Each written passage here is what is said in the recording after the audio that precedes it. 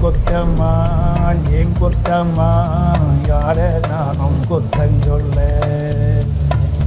பச்சை பசும் சோலையிலே பாடி வந்த பைங்கிளியே என்று நடப்பாதையிலே வாழ்வதென்ன மூலையிலே நம்ம எதிரிகளோடு கைகோத்து துரோகிகளும் இணைந்து கொண்டார்கள்.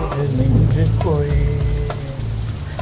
உன் கொத்தம்மா ஏன் கொத்தம்மா யார நானும் கொத்தஞ்சொல்ல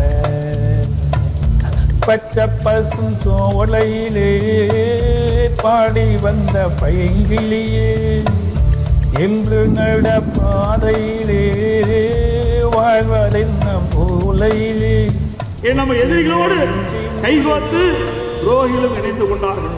நின்று போய் செய்திகளை உடனுக்குடனும் துல்லியமாகவும் தெரிந்து கொள்ள சப்ஸ்கிரைப் பண்ணுங்க.